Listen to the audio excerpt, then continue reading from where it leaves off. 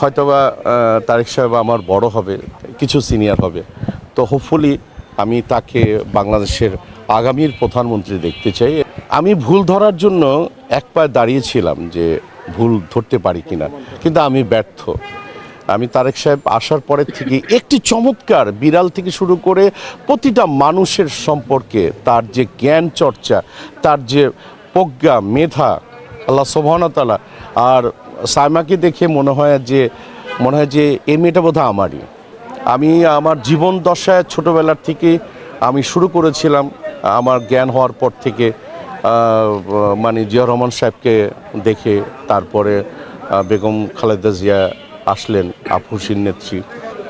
আমি আমার এই জীবনকালীন দশায় বহুবার আমি ভোট দিয়েছি, কিন্তু বিগত 15-16-20 বছর জানি কোথায় যেন হারিয়ে গেলাম, মানে আমি জানি না কোথায়।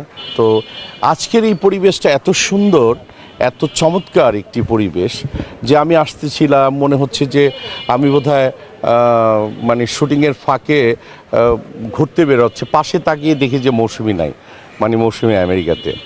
তো আসার সময় কথা হলো, তো আমাকে বলল যে তুমি তো ধানের শীষে ভোটটা দিবা, তো দাও, best of luck, thank you. আমার মনে হয় যে আমরা যে দলটাই করি না কেন, চমৎকার করে কিছু মানে রোমান্টিক সংলাপ হবে, রোমান্টিক গল্প হবে, রোমান্টিক খুনসুটি হবে, এটাই তো বাংলাদেশ হওয়া উচিত।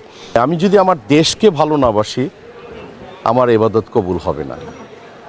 আমার দেশকে ভালোবাসি বলেই হয়তোবা আমার ইবাদত আল্লাহ সুবহানাহু ওয়া তাআলা কবুল করবেন।